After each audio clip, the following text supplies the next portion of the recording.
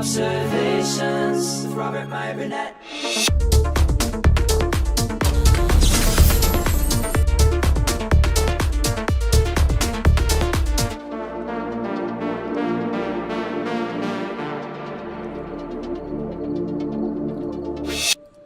Well, greetings, imagination connoisseurs. Once again, it is I, your Duke of Dope Discourse, your master of fun and wonder, your viceroy of verisimilitude, Robert Meyer Burnett. And this is Midnighter, episode 15. You know, I got to tell you, I think we're all losing our minds for various reasons. I think we're all going a little bit crazy. And there's a lot of reasons why we deservedly so should be going a little crazy. But there's a lot of craziness going on. Now, I haven't really weighed in on this. I didn't talk about this today on the John Campea show. I didn't do Robservations today. But I did want to, first of all, talk a little bit about Lin-Manuel, or not, that's next. Now, and that brings me to, boy, oh boy, it brings me to this article in the Hollywood Reporter today that was published at 4:18 this afternoon. Lin-Manuel Miranda addresses In the Heights colorism criticism. I'm listening. So, Warner Brothers' adaptation of Lin-Manuel Miranda's Tony-winning musical In the Heights has been promoted as a long-overdue corrective to the underrepresentation of Latinos in Hollywood. Yet during the film's opening weekend, discussions trended online over the movie's failure to accurately represent its namesake neighborhood's Afro-Latino population. On Sunday, a video from The Root went viral in which host and producer Felice Leon confronted director John M. Cho and actors Melissa Barrera, Leslie Grace, and Gregory Diaz IV over colorism in the film's casting choices. What would you say to folks who say that In the Heights privileges white-passing and light-skinned Latinx people? I don't know. I want to know where there are any Latinos or Chicanos, anybody who likes to call themselves Latinx, first of all.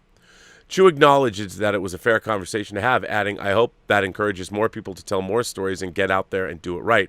I didn't realize until making this movie that I didn't really get to see myself or people that look like my siblings that are darker than me on screen, says Grace, the only Afro-Latina among the principal cast. So many times we're put on screen in one particular way, and since we get so little opportunities, everyone wants to claim that one story because it's all we've got. On Monday afternoon, Miranda responded to the criticism. I hear that without sufficient dark-skinned Afro-Latino representation, the work feels extractive of the community we wanted so much to represent with pride and joy, he wrote in a message posted to Twitter. I'm learning from the feedback, and I thank you for raising it. I'm listening. Read Miranda's full message below. I started writing in the Heights because I didn't feel seen. And over the past 20 years, all I wanted was for us, all of us, to feel seen. I'm seeing the discussion around Afro-Latino representation in our film this weekend, and it is clear that many in our dark-skinned Afro-Latino community don't feel sufficiently represented within it, particularly among the leading roles. I can hear the hurt and frustration over colorism, of feeling still unseen in the feedback. I hear that without sufficient dark-skinned Afro-Latino representation, the work feels extractive of the community we wanted so much to represent with pride and joy. In trying to paint a mosaic of the community, we fell short. Okay. This is Lin-Manuel Miranda, the man who created In the Heights and created Hamilton. Two huge Broadway sensations that by definition were all about people of color. And there was a rainbow of people that have been part of the cast of both In the Heights and Hamilton since their inception. It is amazing to me that a man like Lin-Manuel Miranda, who has probably done more for representation in the arts, especially on Broadway, getting people of color and more representation around the world to more people than anyone, probably in a long time in entertainment. All different kinds of people, too. The representation that Lin-Manuel Miranda has brought, especially to the stage, to the Great White Way, that he has colored that place up. And yet, Lin-Manuel Miranda is called out and so is John Cho, an Asian director, is called out for not having specific representation in the film version of In the Heights.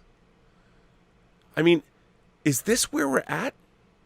Is this where we're at? We're going to start going after people now that have done more for representation than just about, I don't know. I don't know if there's anybody in the history of Broadway that has done more. Admittedly, I don't know as much. I should call my friends, the Enton twins, that know way more about Broadway than I do. But what kind of a world are we living in when Lin-Manuel Miranda and John Cho are being called out? Now, I understand it's important to have the conversation, but it's kind of the same thing. We're moving into a world of, I think, complete insanity. Where, and I'm not saying you have to accept everything that comes down the pike, because you don't. But when there's people like creators like Lin-Manuel Miranda, who's literally built his career on creating Tony Award-winning shows like Hamilton and In the Heights that have employed more people of color than probably any Broadway show, and more diversity within those groups. And yet he's being called out. Like, and yeah, obviously he has no choice but to say, as he said, I hear that without sufficient dark-skinned Afro-Latino representation, the work feels extractive of the community we wanted so much to represent with pride and joy. Well, here's the thing. You know, when you're casting a project, you're trying, especially a project like In the Heights, you're trying to get the best people possible, in addition to having the kind of representation that you have. And you can't get everybody. You cannot represent 100% of the population of the planet Earth in every project you make. You can't do it. I mean, there's simply not enough. There's not enough roles to go around for everybody. There's only how many roles? How many roles are, and I understand it's about a very specific place, and you want to represent that place. But I mean, my God, who else is doing this? Is there someone else that I should look at and be like, wow, well, that person's doing representation right? What is happening to our world where a person like Lin-Manuel Miranda and John Cho are not being celebrated for the kind of work that they're doing? They're the ones that are elevating the stories of people of all colors and bringing them to the stage and bringing them to the screen. And yet they're still not doing enough? I mean, change comes slowly. Sometimes it comes quickly. But we need to remember that, man, the world is a very wild, strange, diverse place, but not every movie can be representative of every single person on planet Earth, nor should it be. And I think it's amazing. I would be more inclined to say, isn't it amazing that Lin-Manuel Miranda got his movie In the Heights made? That he actually got this show off the ground in the first place? Does his history not count? It's so funny that people are always judged about what they're doing now. Does anybody look into, like, how many people of color has Lin-Manuel Miranda employed since the dawn of his career? Does that count? Does it matter? Oh, no, I guess only what have you done for me lately? What is this mentality? It's a strange way to live, and it's bizarre. I mean, it's bizarre to go after somebody like, he's like the last guy you'd want to go after. But somehow, people do. I don't know, it's strange to me. I mean, we as fans are getting so much great material. I can't believe the Boys in the Umbrella Academy are airing on various streaming services. I can't believe we're getting an Indiana Jones 5. Who would have thought? Who would have thought 40 years later they're making another Indiana Jones movie? I mean, who would have thought that? I think most people know what the headpiece of the Staff of Ra is. Back in 1981, I didn't know what this was. And now I can't even imagine a world where no one knows what the headpiece of the Staff of Ra actually is. So it's amazing, and I think we tend to forget in our reverie or in our things that we all want and what we want now. But we should remember what we actually have and what's coming and what has been done and the work that people have been able to accomplish and all the changes that have been happening. There's been a lot of great changes in in a very short period of time after a long time. And I think that my only desire would be for people to stop and wait a minute. let's remember how far we've come. Not that we don't have a long way to go, but my God, sometimes isn't it nice to remember, like, wow, man, look at the things that we've done. Look at what we've accomplished. Apparently not. I mean, it's just freaks me out, man. Well, guess what? As you all know, you can come on this show if you want. And if you have a decent webcam and a decent microphone, although my camera's been flickering and I don't know why, I would allow you to come on. But as I said, if you haven't been on the show, if you're new, I'd rather you hang back, see if somebody new will jump on this show right away. Not that I don't love the people who've been on the show already, but it's always nice to meet new people. Sometimes there just aren't new people here, so whatever. But as you all know, one of the fun things about this program is I get to see you. Who might be here next? You never know. You never know. Ooh, Mikeylito's here. Who I don't think Mikeylito, are you there? Oh, you can't hear me. Can you hear me, sir? Wow, it's good. You and I've seen you on the Zoom calls, but we've never talked. Are you ready to come on the show? I am very excited to have you here. Now, how is it? Is it Mikeylito? How is it properly pronounced? Mikeylito. Okay. Mikeylito is a member of the channel. He is a longtime imagination connoisseur. And I'm going to bring him on to, you know what, I think, why don't I bring you on the show and just you and I will talk for a minute. So would that be okay with you? All right, I'm going to bring you on. Hang on, let me just put you in, coach, and you can be on. Just takes me a second.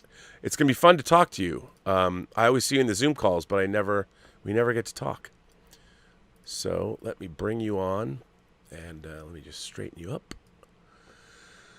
Okay. Please welcome to the show our friend and member of the channel and supporter and I would assume imagination connoisseur.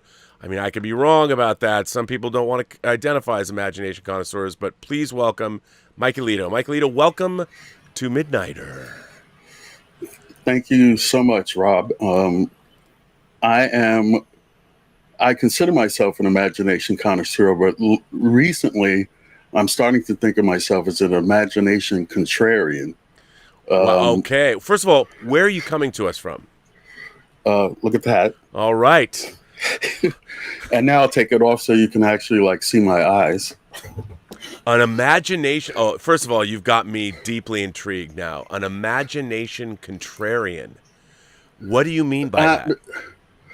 This story that you led off with tonight that's in your banner just really heightens exactly the way that I feel about it. First of all, I've seen In the Heights several times on HBO Max. I went to Regal Theaters on Friday to see it in IMAX, which is another story entirely. I'm going to go again today, Tuesday, to see it in IMAX at Regal Cinemas. And I honestly, the film is so good, I just do not understand why it fared so poorly.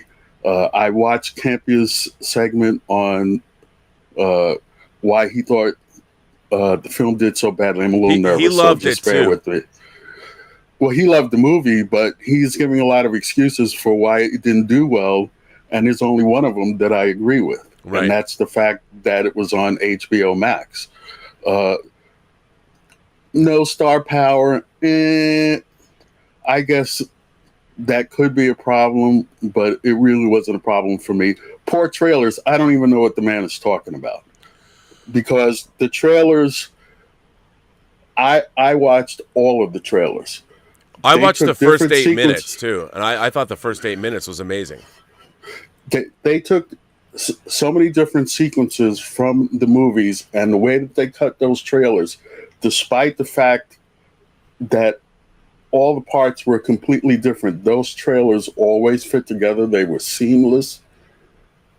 I thought as far as trailers go, that it was a great promotion. What's the conflict? The conflict is man versus life. That's what the conflict was. Right. So the man drives me crazy a lot of times. I really do. I don't expect you to say anything bad about him.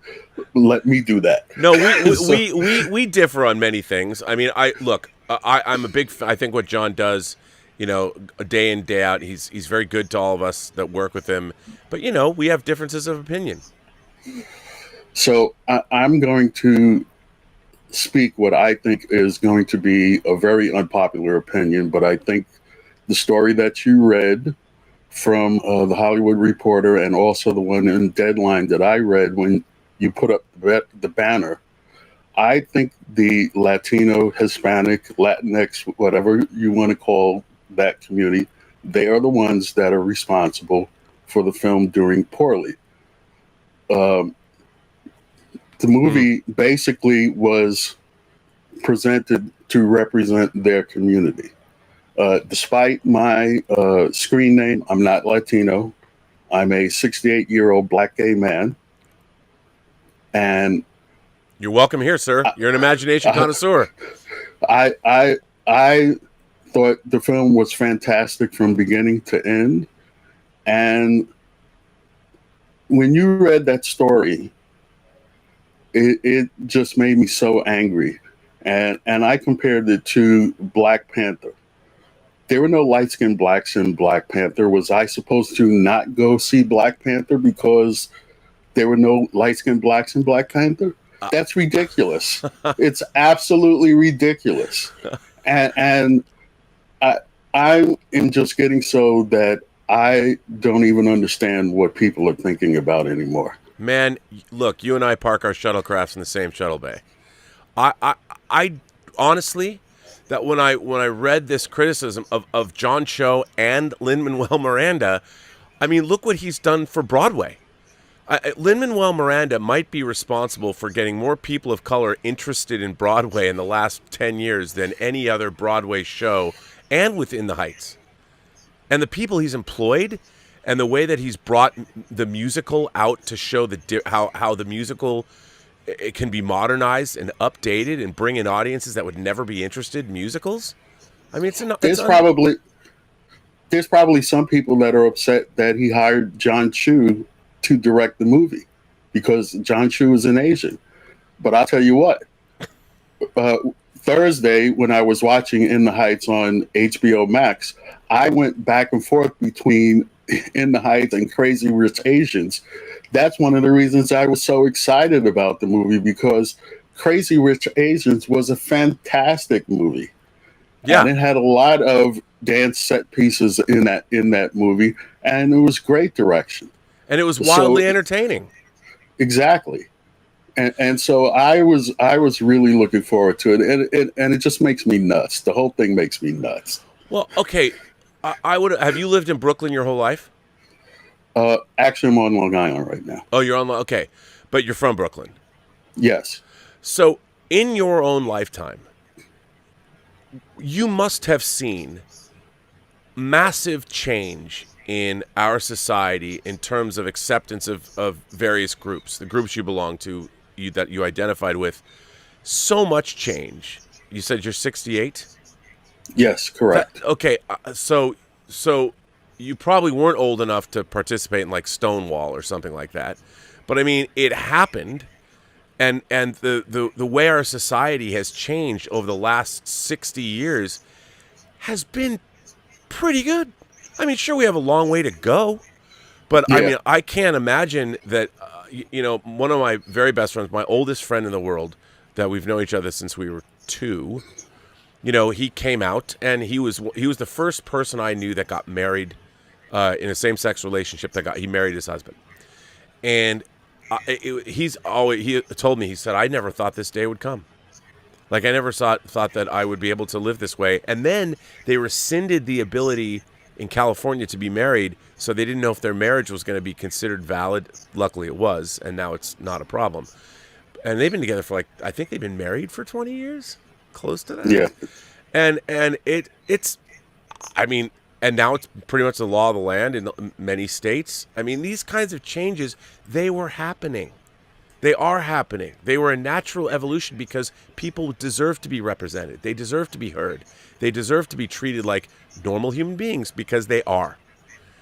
And yet, in the last 5 years, maybe, it seems like everybody is acting like we live in the worst, most oppressive civilization that has ever existed. And I don't understand it. Well, I slightly disagree with you on this point. And only because when you consider, let's take, for example, African Americans. Mm-hmm. This country has never, and I'm sorry to the rest of the audience to get into something mildly political. Please do. But this country has never accepted African Americans as full citizens in this society, right from the word go. I've always said that, and I agree with you. And you can look at the Constitution, and from that day to this, it's always been the same. And you can't expect my community to just toss that off. Yes, things are getting better and whatever, but they could still be much better. Yeah. I definitely agree with you that things were headed on the right path, but that's not good enough. And that's kind of what bugs me about these movies. It's that, yes, there's progress being made and what have you, but if every person's not represented, or there's not like 3 or 4 explosions, or there's not spies or superheroes in right. films or what have you, then, we're just not interested. And earlier this season, when you and John were talking about movies that you were looking forward to, this was the movie that I was looking forward to, In the Heights. It was one of mine too. And it's a great movie. Oh, it's a fantastic movie. And the next one that will get me in the theater is Black Widow. Oh, now that's kind of cliche. Right. Well, but let me ask you this, though. Like, we're talking about, like, I've puzzled over this, too, about the whole... I really think that it wasn't that I didn't think that the trailers were bad. But I thought, and I was reading an article today about this, and it talked about how over the last couple of weeks that they've really done a big push for In the Heights. But one of the things that I noticed, because, I scour the entertainment trades, and I'm on the web all day long looking for stories and really trying to delve into the business of Hollywood. And I did not notice the kind of advertising that I usually see for upcoming films, especially like from the creator of Hamilton, and I think they had targeted ads, but I don't think that they went out to the general population. I don't think that they targeted even like the geek community, the people that liked La La Land. That was the last biggest musical, really. That I mean, you have The Greatest Showman, you've got the La La Land. So it's not like there isn't an audience for great musicals, filmed musicals. Spielberg's got West Side Story coming out, which I'm also deliriously excited to see. But I'm not. Well, I'm a big West Side Story fan. It's not that. But I keep telling people that you have to remember that Spielberg backed Cats as a producer, and I went to the theater and saw Cats, and that was horrible. Mm-hmm. That was absolutely horrible. I can't defend that. And you can tell Mr. Campia, I don't think there's any big star names in that film either. So, yeah, Spielberg's the star. Yes, he is the star. But I mean, it looks ever since Temple of Doom, the opening of Temple of Doom with the Anything Goes number, I've wanted to see Spielberg take a crack at a musical. That's why I'm excited for it. I'll see it because I'm a Regal Unlimited customer, but I don't know. I'm not really looking that forward to it, but like I said, I'll see it. Well, now let's go back. Like, what do you think that we can do how do we, like I've said on the show a lot, like I've always been amazed that black soldiers coming back from World War II could not avail themselves of the GI Bill. Right. I think that's one of the great tragedies in a long litany of tragedies. But when the middle class was really being built in America in the 50s, post World War II, that black Americans couldn't participate in that because they weren't getting the benefits of the GI Bill that could have gone a long way toward completely transforming. Plus, you still had Jim Crow in the South, and it's amazing that our soldiers had to come back and put up with that kind of thing.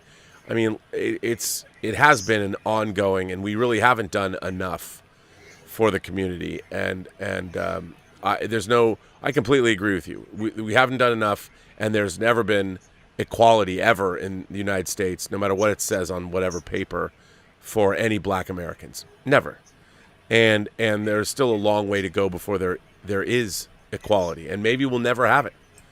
But it's always something that we need to work toward. But on the other hand, when I see movies like this come out, and when people are actually making great strides, like Tyler Perry has quietly become one of the most successful and powerful people in the entertainment business, yet because he's not making comic book movies, and yet he's not, I mean, everything he makes money. His TV shows, and he's done family-oriented material. Everyone thinks he's like the Medea guy, but if you look at everything he's produced in terms of all the TV shows he's made for the black community, it's pretty diverse, different kinds of shows, and he's employing, I mean, he's built like the biggest studio in the world. That's his. No one else controls it but him. And I if I could go to work for anybody in Hollywood, I'd want to go to work for Tyler Perry, because, I mean, that guy's got, I don't know what I would do for him, but he keeps busy. And I think he just took a role on a Netflix show or something. Yeah. I mean, when he pops up in David Fincher's Gone Girl, as the star lawyer who comes in to defend Ben Affleck, I'm like, he was awesome in that. It was, right. You forget. I love that movie. Oh, that movie's so good. It still has one of the most shocking deaths when Neil Patrick Harris gets his throat slit. It's like, oh my God. And I'm a huge Gone Girl fan. But what do you think? Like, are you optimistic about the direction the country's going, like the next 20 years?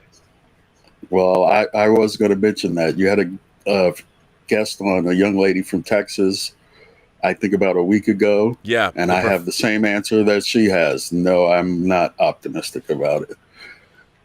Rob, we've been living in a multiverse. This is what I've been saying. We've been living in a multiverse since January 20th, 2016. Yeah, we have. And just the inability of people to recognize fact troubles me greatly. Yes. But why? Why do you think this has happened? Oh, it's about power. Well, it's about two things. I don't want to get on the white supremacy gig too much either and what have you, but that's definitely a part of it, because the country very soon will be a majority minority country, and some people can't deal with that. And the rest of it's about power. We just want power. We got to have the power.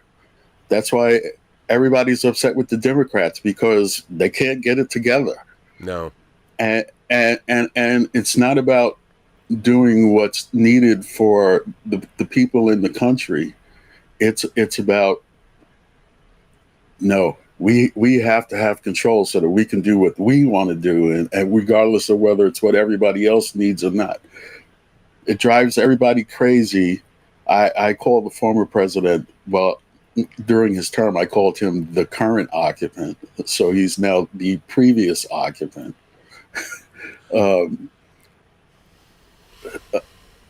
Everybody is so upset that the current occupant, or I shouldn't say everybody, many people are upset that the current occupant is so popular. And that's because he's doing things to help citizens. And it just drives the other people nuts. But we'll see what will happen. I'm really, I just sit back and I watch.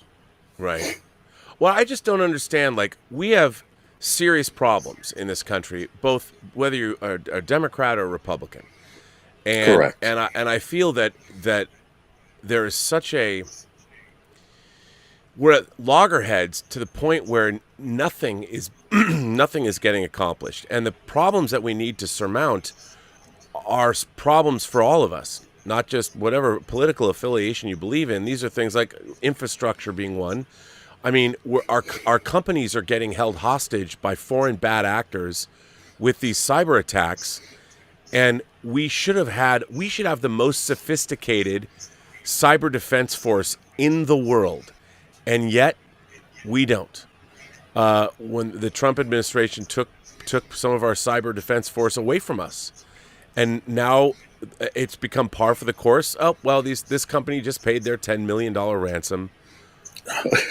Which is nuts. What?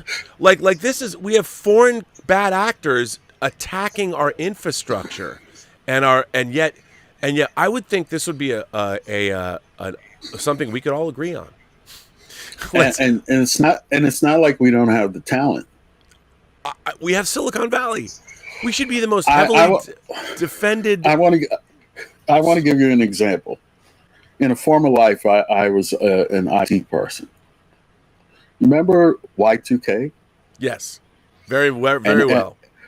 And everybody went nuts because all the news media and everything, they built up. Oh, Y2K. We got to be worried about Y2K. And then after Y2K, nothing happened. Everybody went, oh, well, nothing happened. That was a total. You know why? It was like a non-story because we worked our ass off to avoid that problem. I was working 80 hours a week coding to get around Y2K problems. So yeah, not a whole lot happened because we threw a lot of manpower at it. Yeah. And that's exactly the same thing that we need to do about what you're talking about right now. It's not like we don't have the talent. We have the talent. We just got to put it to effective use. Well, we should be doing that across the board, whether you call another New Deal plan or whatever, putting tons of Americans to work, rebuilding our infrastructure. We've got a lot of great people doing a lot of great different things. We've got some of the best tech minds in the country, but we also have some of the great workers, some of the great, crafts people, some of the great, all those manufacturing people that don't have the jobs anymore. Let's put them to work building the infrastructure of the country. I mean, I would think this would be something that is a nonpartisan issue, that we could get people to work. We could get communities. Why aren't we paying teachers to go in to the communities that most need education? Spend the money. Exactly. I always think that all of the lessons that we need to know are in the greatest films, beginning with The Godfather. All the lessons in life you need to know about living your life are in The Godfather. But in The Godfather 3, Michael Corleone says, when he's lobbying to be the head of International Immobiliare, he says that helping your fellow man is inherently profitable. Mm-hmm. And we might not get a immediate monetary return from this, but strengthening the body politic, getting people who can do things and that are empowered through their own self-worth and are able to learn a skill and go add to their communities, this is invaluable.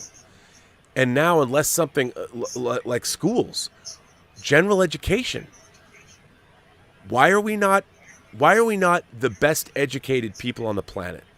Why are we not spending the most money for our schools? Why aren't we getting the best why aren't we revering teachers? Why aren't we going into the communities that are economically disadvantaged, or the places in the inner city where there's a lot of broken families? Why aren't we bringing to those communities the best teachers, after-school programs, arts programs? I don't get, Down. Oh, go ahead. No, go ahead. No, you.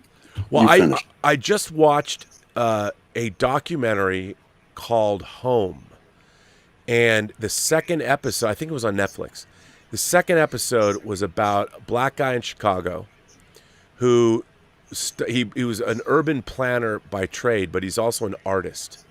and he went into the south side of Chicago, his own community where he lived, and he started buying buildings and renovating. Like he built a mill, an actual mill, and Chicago somehow, for whatever reason, cut down 90,000 trees, and so he was able to organize. He got all the trees brought to this mill.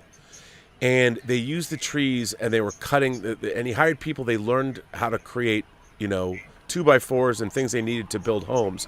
He went in and he took over this old, decayed bank building that had been empty for like 30 years. It was a mess.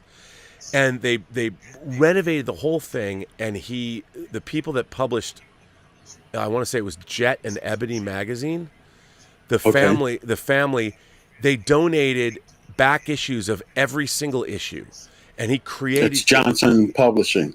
Yeah, okay. The family, the woman, one of his patrons, they turned this bank building into our community art space and a library and a performance art place.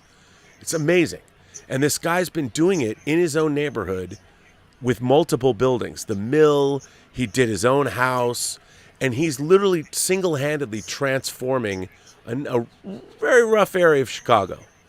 And I was watching this, and I'm thinking, this guy did all of this on his own because he wanted to. And he turned his eye. The first episode was about a Swedish guy who built his home inside a giant greenhouse and created a tropical environment all around which is amazing. But the second episode was about this guy in Chicago. And I was looking at it, I'm like, this is like the best of America, where people are taking, and I'm like, why isn't everybody doing this? I mean, everybody can't do it, but why aren't there people like this in all cities? You drive around and you see these buildings that have been condemned, and he looked at these buildings and would be like, I'm going to do something with that. And I'm like, that to me, that was what America's all about. And yet, that's what we should be doing. That's what we should be encouraging people to do. And funding those things and transforming our communities from the inside out. And yet it's always a political issue, and it's always like this guy goes in and makes buildings that people can now come to, and he'll build a community center, and he's got performing art spaces, and then all these people that are living there that thought their neighborhood was a shithole, they suddenly see somebody come in and transforming it, and the power of that as a symbol and what it does to the people that have lived in that area and lived in that neighborhood for years is incalculable. It's funny. The movie that we started this conversation about, In the Heights. I used to live in Washington Heights, 184th Street and St. Nicholas Avenue, and I guess that was around 1977. Did you see Star Wars there? Hi to all you folks that were born like 20 years after 1977. I'm sorry, did I see what there? Star Wars. Was there, because if you were there in 77, was there a movie theater that you saw Star Wars at? Never went to the movies there because I was building a career there. I was thinking about that when I was watching the movie because where I lived on 184th Street, 603 West 184th Street. I haven't lived there in 25 years, so I can say the address.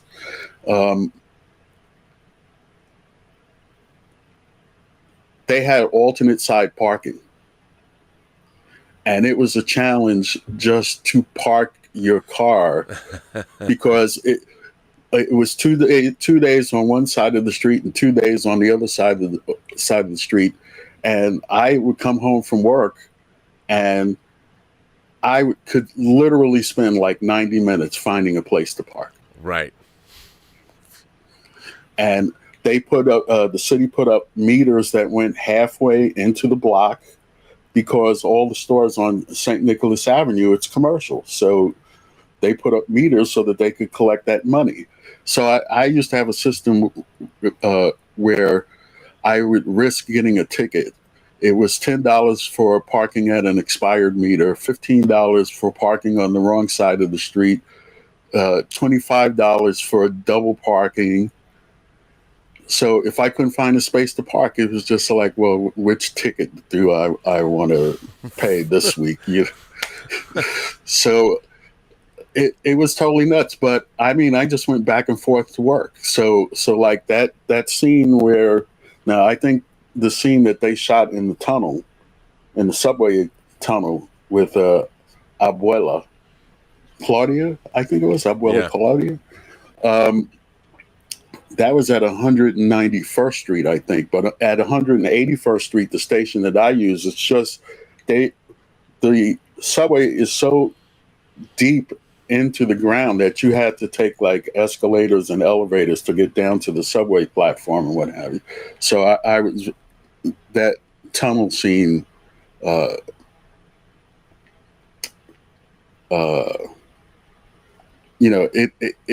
meant something to me because I could reflect back on it. And,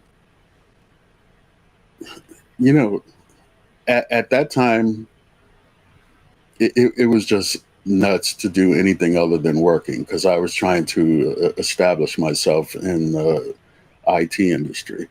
Right. Where did I go to I really didn't start going to the movies until I moved out to Long Island, which was in like 78. And they used to have a multiplex up by the Long Island Expressway that I used to go to movies there at all the time and what have you. And then eventually they shut that down and turned it into a Lowe's. And now there's a outlet mall nearby that they have the Regal cinemas in. Well, you call yourself an imagination connoisseur. What was your gateway when you were growing up? When did you start? Did you read comics? Were you watching movies? Were you watching Star Trek? Or the 4:30 movie? What was it? Well, as far as Star Trek is concerned, it was WPIX TV 11 at 6 p.m. every night, Monday through Friday. So that's where I saw Star Trek, the original series. The first movie that I remember seeing was The Sound of Music. Wow, okay. At Radio City Music Hall. Wow. That must have been pretty great. I actually wrote a letter to you about this, but it happened to be on a Saturday that you had to make a quick exit. So I don't know if you saw it or not. But because I commented the fact that movie was about 10 minutes short of 3 hours and had an intermission, and nobody complained about how long the movie was. Nope. Now everybody complains about how long the movies are, and The Sound of Music was like 60 something? Yeah, it was, I think, maybe 50 something. No, it was. I want to say it was 66. Maybe it was later. Maybe was it 64? Maybe. Sound of Me is 65. Okay, and then the maybe 4 years later, I know it was as I was getting close to graduating from high school, I saw my first Broadway show, which was The Mean Nobody Knows, which was a fantastic Broadway show. It was off Broadway. There was no stars in that either, and they could produce that. They could produce that show now, and well, I guess maybe you and I and a few other people are the only ones that like musicals, but it would knock us out anyway. And I was lucky. My grandmother took me. I grew up we'd see the traveling shows in Seattle. Like I saw Les Mis, and I saw Cats, and I saw the Fantastics, and I saw The King and I and Camelot. So my grandmother always took me to musicals, and I always really liked them. So my I was first lucky. General audience movie was Goldfinger. Wow! Did you see it at first run? I guess you could have. Yes. Yeah. So 64. And what I wrote in the letter was that even a young black cis preteen boy could react to the laser going up, and the first thing that's going to go is Mr. Bond's genitals. Yeah. Before they cut him in half. So that was a fantastic movie. I loved Goldfinger, just from beginning to end. Oh, it's because it's great. Well, can I ask you a personal question? Since you brought up the Sure. fact that you are gay, when did you Yeah. come out? When did you come out at that time, and was it hard for you to do so? It was 1993. Wow. So you had lived a lot of your life not Oh yeah, not being that was yourself. that was 40. That was 40 years. I was married too. Wow. Now, did you know you were gay always? No, I should have known that I was gay always, but I'm an idiot, so no. Um, I used to like pictures of men used to always excite me as opposed to like pictures of women and what have you. But like I said, I was an idiot, so it didn't register that Right. that's what was going on. And I was talking about living in Washington Heights. I shared an apartment with a young man from Trinidad that I was attracted to, and that was a big problem. And you were young then. Yes, I was like 18, 19 years old at that time, and what have you. And then I moved out to Long Island with my parents. My parents and I bought one house, and my brother bought the house next door. Wow. And Okay. and so like we had like a little family compound and what have you. And somewhere in there, my brain and society convinced me to fall in love with a woman and get married, and that took a while to work itself out. Maybe like 9 years. Did you have kids? Yes, I have one daughter. So when I turned 40, I think in 1993 there was a march on Washington. Mm-hmm. And I felt motivated that I had to go there, that I had to go to DC and participate in the march. So I did that, and then the coming out phenomenon is really strange. I guess different people react to it in different ways, but when you finally accept yourself, you kind of go a little nuts.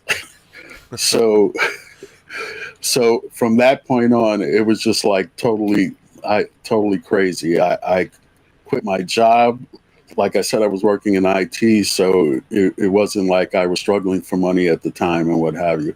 I picked up and flew out to California and visited a few friends out in California, decided that I liked it, and I moved to Long Beach, which is a fabulous city for not just being multicultural, but also it has a great gay community.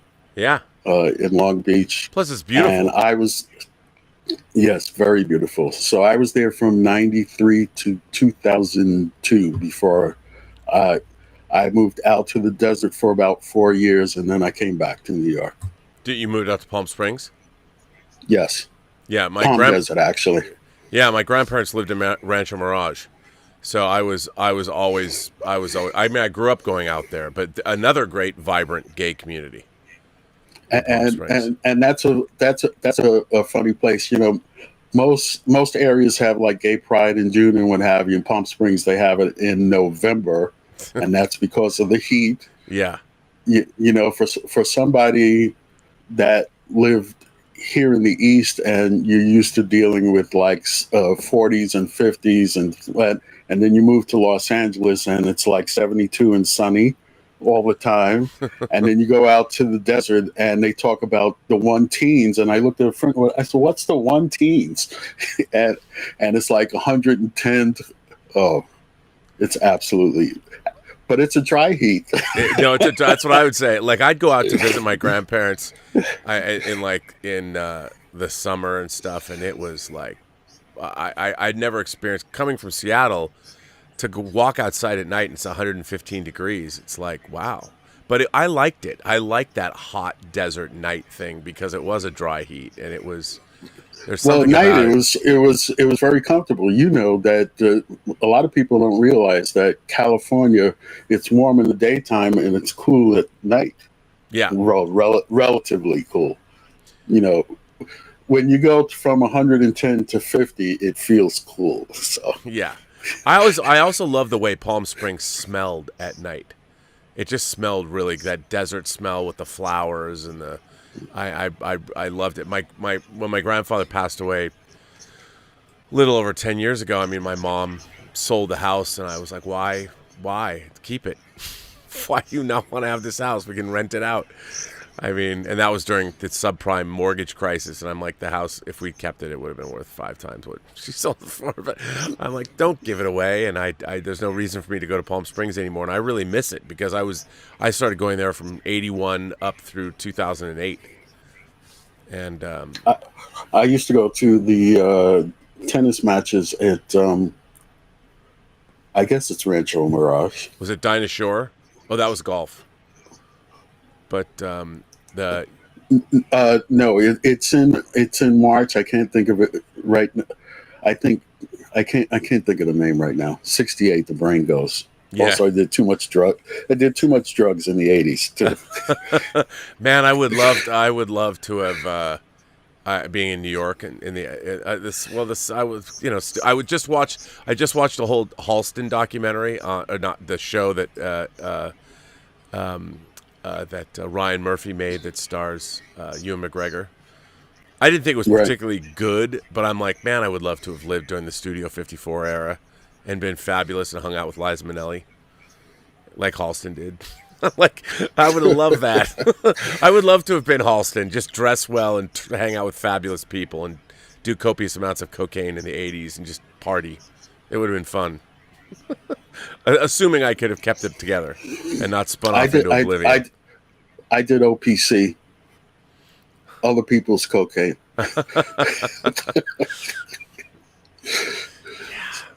You know, well, they might legalize ecstasy. That could be fun. But they'll re-legalize. It was legalized. It was legal up until 1986. But they've been using it now for PTSD and people that are depressed. I'm a big advocate of it, as long as it's pure. Pure MDMA. Well, let me ask you this, bringing it back to the question at hand.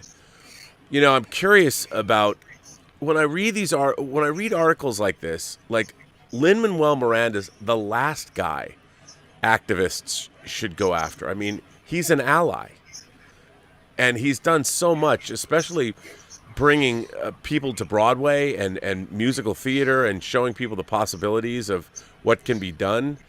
And I don't understand why people like him are at all targeted for criticism by the very communities that he's helping through the work that he's doing. I don't get it. And I really don't agree with... I know there's a lot of talk about cancel culture. I don't believe in cancel culture. Me neither. I think the only reason why cancel culture is a talking point for other people. If you ignore the criticism, you know, I may get criticism for some of the things that I've said tonight. I really don't care. Because if somebody wants to criticize me, you know, guess what? You don't really mean anything to me. So right. Say whatever you want. But people can get their livelihoods taken away. Like, you know, like I know, that's why he apologized, which I don't know that I would have done it, but I understand why he did it. Yeah. I mean, it's interesting, I do like when he says, I can hear the hurt and frustration over colorism of feeling still unseen in the feedback. And I mean, I understand why he said it that way, but I'm like, it's his work that's helping people see so much that they hadn't seen. I mean, people in middle America, you know, that are in predominantly white states or white neighborhoods are watching Hamilton and loving it. And the thing to me is, do you think by not going and seeing his movie, for example, again, going back to the Black Panther example. Right. When Black Panther came out and so many people went to see that. The reaction was, oh, well, Hollywood can now see that if a movie is fronted with an all-black cast and what have you, that they can still make money. Do you think that the reaction to In the Heights is, well, if we now use an all Latina, Hispanic cast, we have this problem in the black community too. So I'm talking about the names. But if you use a all Hispanic cast, that you can make money, because the results from this film don't show that. Right. Well, and that's all that, what people don't understand is that's all that matters, is money. I mean, any avid film goer knows that the Latino audience and the black audience has always been there. There's always been a avid black and Latino movie going audience. Because why? People love movies. And right. I think that there is, I used to wonder, I've told this story before, but I used to go, in particular, when I would go see horror films, especially the Friday the 13th movies as a younger man, I wanted to go to audiences that would be predominantly black in Seattle. And Seattle's not exactly the most racially diverse place. And there was one theater that I would go to. And the reason I would love to see slasher movies with black audiences is because they talk back to the screen. And they would go down in that basement. It was the funniest shit ever that happened. It was Friday the 13th 3D. I was like me and my friend were like the only white dudes in the audience. It was one of the single greatest movie going experiences of my life. Not only was it hilarious, but the audience was so into it. And I never really understood why. I was like, why is that? Like, what? And it wasn't until I was in college and we were studying, I was in a course called The Making of Meaning, and we went to a Southern Baptist church in Seattle, and I'd never been to a black church before. And what was really interesting was seeing the participatory nature of the preacher and the callbacks and how the audience would respond. And I'm like, right. That's why black audiences respond. It's like being in church. It's a call and response. And I'm like, and after I knew that, I'm like, yes. And it was like this startling revelation to me. I'm like, oh my God, of course. Because, I'm a Jew, but I went to my friend I told you about who's gay. He's a Catholic, so I went to like his first communion, and I would sit in Catholic church. I went to a lot of events, and you just sit there. And you don't say anything. There's no call and response in Catholic church. No, or any, there's some Pentecostal church I've been at, and there's a little bit of it. But it was the black church is like, you feel the Spirit of the Lord in that church, man. And that's what I was like, yeah. So that's why I loved, and I didn't understand it. I just knew that it made the whole, because the Friday the 13th movies were not good. They were just, and it made the whole experience better, because what I was thinking in my mind, everyone would articulate, like, why are you going in that dark room? Why are you doing this? That's what I meant by don't go in the basement. Don't go in the basement. It was, and then they would respond. They would know you shouldn't go in there, and then they would talk. They would narrate the scene, like people would narrate the scene, and it was the greatest thing ever. And that's why I did that. And I'll tell you, the first time I ever went to New York was in 1990, and I said to my sister, my grandmother sent us there because she was from New York, but we'd never been there. And I said, we have to go to I need to go to 42nd Street. I need to go to Times Square, and I need to see a movie in Times Square at a Times Square theater. And I want it to be a horror movie. And I didn't know what was playing, and I went and saw Exorcist 3. And I was sitting next to this guy. He must have been 6'5", this big black dude. And he looked very formidable, 1990. And that guy was having more fun. And I'd seen Exorcist 3 like 3 times. I loved Exorcist 3. I was like, I said to my sister, I go, we have to sit next to him. And my sister's like, why? And I go, you'll see. And it was, there wasn't very many people in the theater because the movie had been out. But he was so into it, and his ongoing commentary was the greatest thing ever. Because The Exorcist 3 was it's a great film. I love Exorcist 3. But it's pretty erudite. It's pretty upscale. and he was with it. He had brought up his commentary was elevated to the material. It was not he had erudite call and response to what was going on the screen, and it was witty and insightful and hilarious, and he was fucking terrified. The movie terrified him, and it was just the greatest thing in the world. I actually thanked him afterwards. And my sister's like, "What are you doing? You don't know that dude." I go, "I know, but you know what? We're kindred spirits. I got to go talk to him." Right. Because it was like in the middle of the afternoon. Like, what dude, anybody, it doesn't matter who it is, that goes to see Exorcist 3 in the middle of a weekday in the afternoon in Times Square. I'm like, you're a friend of mine. I don't care who you are. Right. And it was awesome. But, yeah, I love, by the way, I saw a play called we went to a musical called City of Angels when we were there. Okay. I thought for sure that would get turned into it was a story about Hollywood in the 40s. I thought for sure that would get turned into a movie, but it never did. I'm glad you mentioned City of Angels. To Live and Die in L.A., dude, one of my favorite films also. Dude. Why is this not available anywhere? I'm not a big... Now, one place where we differ, I'm not a big physical media guy because I just don't have the space to get physical media, but it is not available on digital anywhere. No, it really makes me nuts. Do you have a Blu-ray player? I do. Would you like a copy of To Live and Die in L.A.?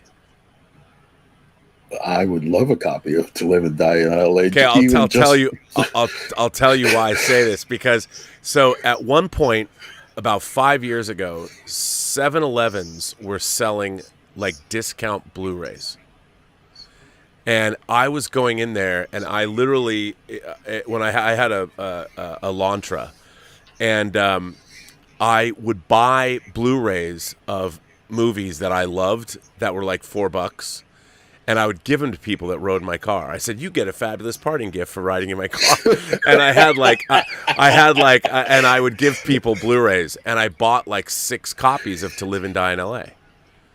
And I still have a few. And since you brought it up, you deserve a Blu-ray copy of To Live and Die in L.A. I love that movie. Dude, I love that movie. I have in addition to the other copies I have 5 different copies of it from all over the world. Dieter Bastian got me the German media book. I don't know why. In France, they released it with a hardcover book, which I ordered it from Amazon, then they said they didn't have it, so I'm obsessed with getting that. I have the Japanese version, I have the UK Arrow version, I have the Shout Factory version, and I have the MGM version. Oh, and I have a I say I have a Japanese version? I have a Japanese version too. And hanging in my bedroom, I have a Polish one-sheet, a Polish movie poster, original, which is really cool. It's got the black, it's got like a Kodalith counterfeit, like when Rick Masters is making the counterfeiting plates. It's got like these dollar bills. It's Polish movie posters are great, but I have that hanging in my bedroom. I'm obsessed with that movie. I love that movie. It's one of my favorite movies of the 80s. I mean, it came out in October of 85. It's peak 80s. Actually, I think it's November 1st or something, but I love it. And I will send you the disc. I have a whole stack of discs I'm sending people. Just send me your address, and I'll ship it out. No problem. You need it. Now, I desperately need it. You need it. Oh, Google is talking over there. I'm sorry. I do have some physical media, and I don't know how you feel about this movie, but I do have a Blu-ray disc of 1941, Spielberg's 1941, because it has the extended version on that disc, and I love that movie. I don't care what anybody else says. I think that movie's fantastic. Oh, it's over the top, but I love 1941. I have 1941. I have that extended Blu-ray of it as well. And that dance hall scene was fabulous. Oh, absolutely fabulous. Yeah, no, it's hilarious. It's great, and plus, you know, Greg Jean's model work, the over-the-top model work. I mean, I love when the Ferris wheel goes off and all John Belushi fly. It's just, what's not to love about 1941? That's probably the only part of the movie that drags down. Not all of the Belushi parts, but Belushi was overdone. Oh, totally overdone. And I love Christopher Lee in it. I mean, Yes. and then everything. It's great. You know, it's a very interesting. It's so interesting that Spielberg went from Close Encounters to 1941 to E.T. I mean, to Raiders and then to E.T. Because 1941 really didn't. It kind of derailed his career, but it's so Spielberg. You know, it's got the Spielberg magic to it. Yeah, is it overwrought and overblown? Yeah, but that's kind of what makes it fun. I have a question for you. Yes, sir. You always talk about the different genres of movies that Marvel produces. And I guess I'll send it all at the same time. I'm going to send you an article which you may have read, because like you said, you read a lot of things. But we have a dispute about, not that we have a dispute. You talk a lot about Feige and Victoria Alonso and Louis Esposito. Yeah. And that's fine. But I'm big into the other producers that compose the Marvel Parliament. Yeah. And I want to send you an article about that and a little bit of research that I did on it. Not a lot of research, but a little bit of research that I did on that. So I'll send all that to you. Oh, I would love to do that, because I'd love to cover that too, because they've been there from the beginning as well. A lot of those. It's actually amazing. When I did the research, you can look and see why they have the system that they have. And Derek Kolstad, who I just watched his movie Nobody, which was also fantastic. Yep.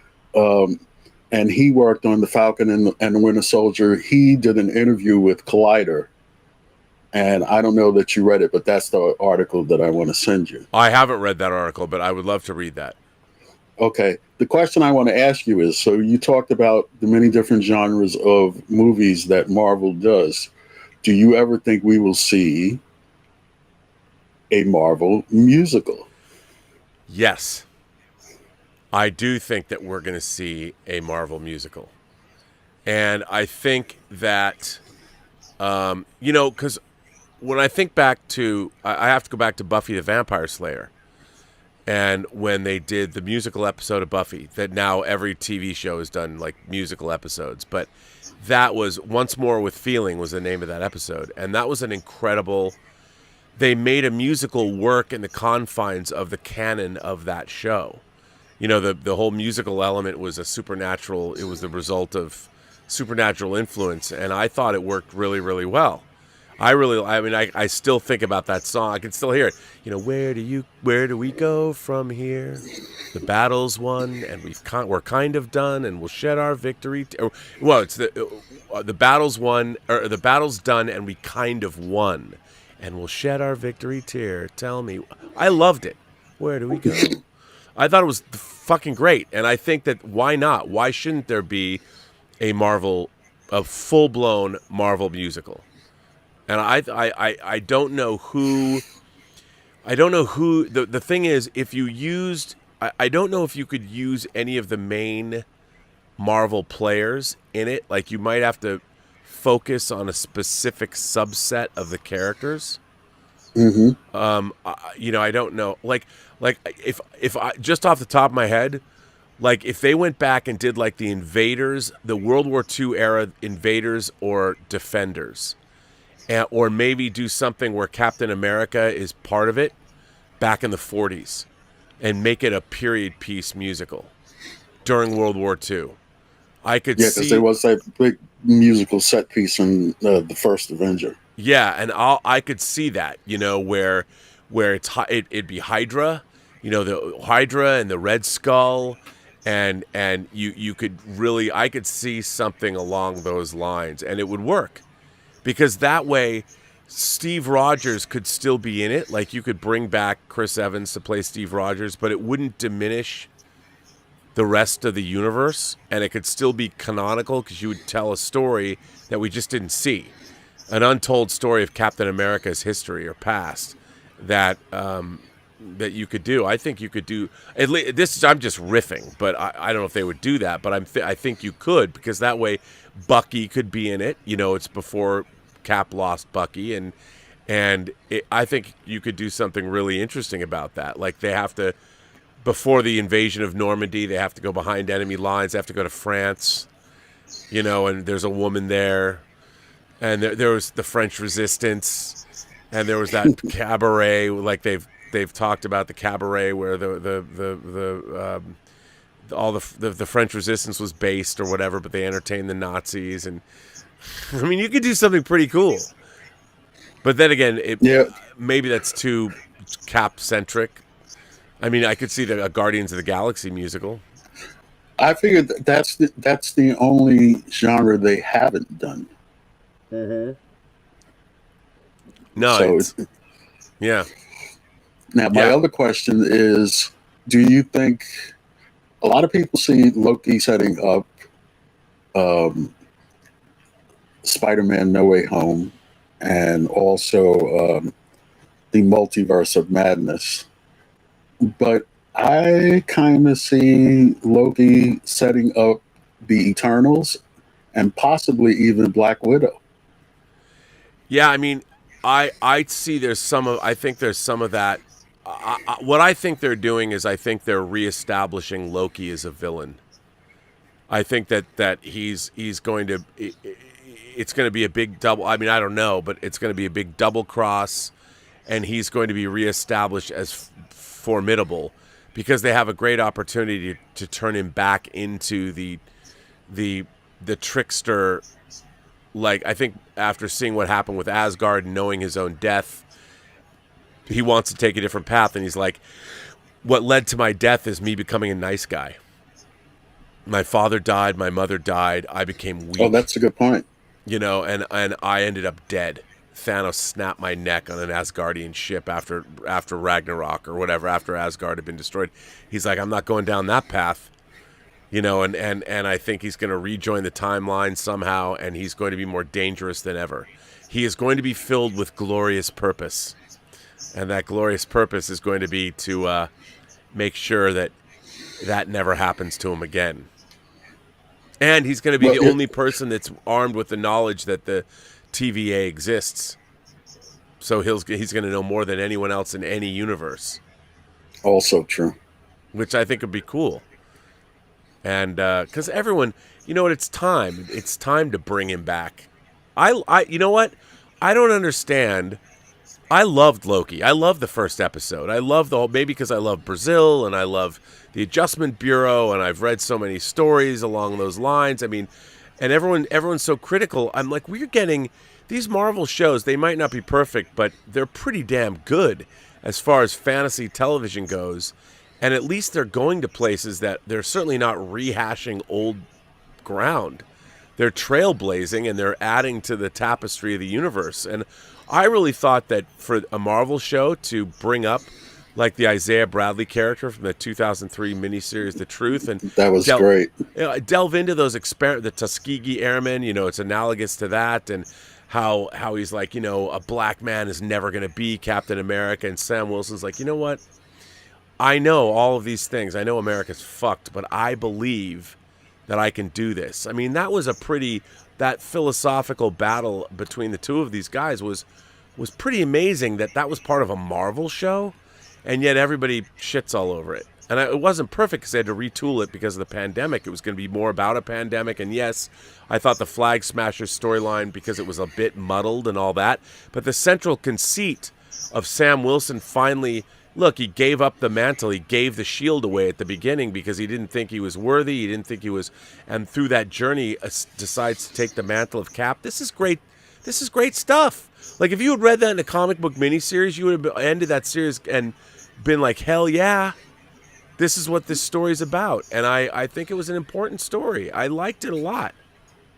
They have one of those making of series about all the different Disney Plus shows. Mm-hmm. It's either Assembled or Legends. I can't remember. Yeah, it's called Assembled. And the one on the Falcon and Winter Soldier, I watched that one especially because I was of the opinion, I remember not only that when they went to Europe, they had to stop production because of COVID, but also when they went to Puerto Rico, they had to stop production because of an earthquake that they had down there.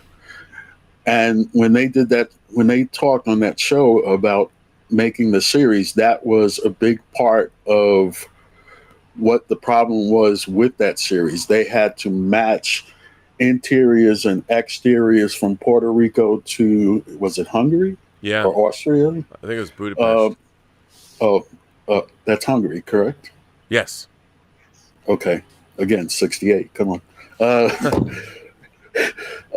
They had to match interiors and exteriors so that everything would match up. And it was originally supposed to be a 10-episode series, and they cut it down to 6 because of cutting that storyline. Yeah. So, I mean, the fact that it was uneven, I kind of understood it. It was, it wasn't really good for the show, but I mean, the show was fine. Yeah. And episode 1 of Loki, I wasn't as excited about it as everyone else was. Like you said, I thought it was good. Yeah. I didn't think it was like super fantastic or anything or what have you. And I'm really looking forward to episode 2, which I I've heard expect to be it's way better. Much better. Much better. That's what I expect. Yeah. Because I think a lot of the reviewers, I listen to you and Dan Murrell a lot. A lot of reviewers, well, you haven't seen both episodes. No. But John Campia and Dan Murrell saw both episodes, and I think a lot of their opinion, if you see 2 episodes, it has to bleed through to what you think about for what you've seen already, even if you're not talking about the second episode, you've already seen it. So your opinion is formed on that. So, we'll see. Yeah, John really liked it. We'll see. I'm looking forward to it. Well, listen, sir, I want to thank you for coming on. This has been a real treat. It was great to speak with you because you come on to the Zoom calls, and I never get to talk with you. But now we got to stay in touch, and I owe you.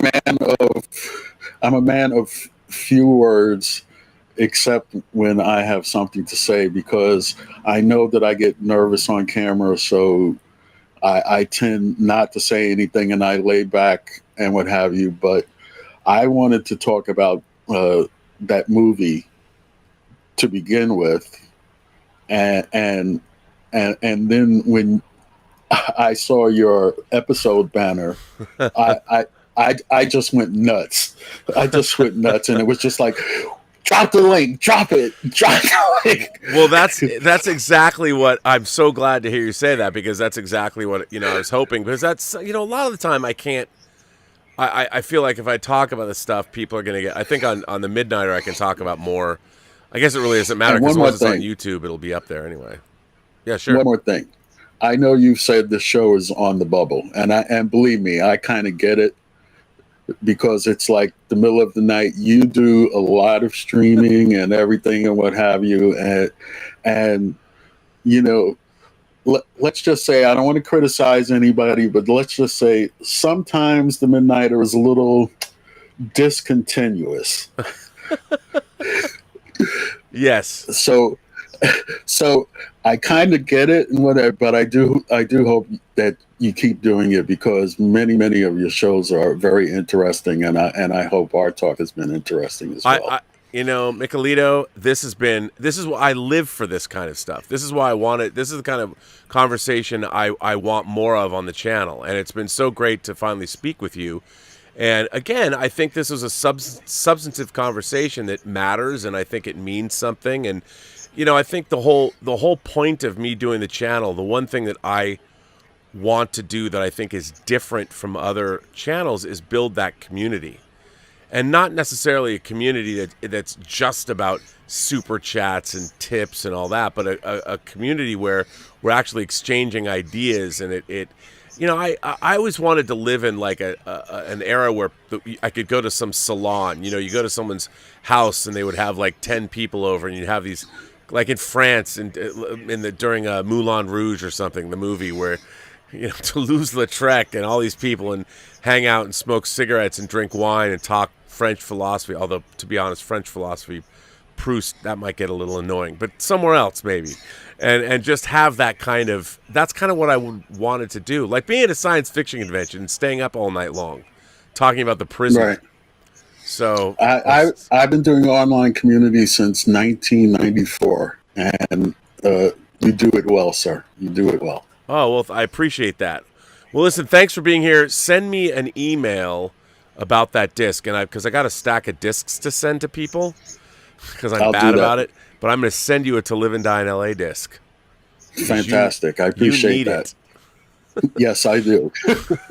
Yes, you Believe do. Me, I will rip it open and watch it as soon as you send it. I will send it to you. And it just gives me the fact that you love this movie. It warms my heart to send it to you. I love all kinds of old movies. The movie that I wrote you about was 12 O'Clock High. I don't think I read that letter. Yeah, 12 O'Clock High with Gregory Peck. Yeah. And I love, that's another movie that I love. Oh man, I got to find this letter. I don't know why. Maybe I don't know if Mike sent it to me. I'll have to get it. I'll look for that. But thank you so much for being here. I appreciate it. Thank you for the opportunity. Oh, this is fantastic. It's fantastic. What a great conversation. Mikeylito, get some sleep. It's late for you. It's, what is it, 4:41 in the morning? No. One thing, see, you talk about how old you are. When you get to be my age, you sleep when you want to sleep. So, oh, that's good. So I just have to make sure that I gear myself up so that I get to the theater, because I have to see this movie in IMAX. I must see this movie in IMAX, and then I can tell you my whole, because there is a whole story about Mikeylito, Regal Cinemas, and In the Heights in the IMAX. So, oh, I can't wait to hear that. Okay. All right, sir. Well, have a good night. You as well. Thank you. Take care. That was Mikeylito. What a great conversation that was. I very much enjoyed that. It was great to hear from him. The exact kind of conversations I like to have on this show. Thanks for being imagination connoisseurs. And for all of you, and Mikeylito, thank you for being here. What a great show I thought tonight was. And hit like, hit subscribe, or all those things. And I will see you tomorrow on the John Campea Show. And on that note, remember, every person you meet has a story to tell that you have yet to hear. And all you have to do is listen. And with that, I would say to all of you, have a better night or a better day, depending on where you are in the world. Robservations with Robert Meyer Burnett.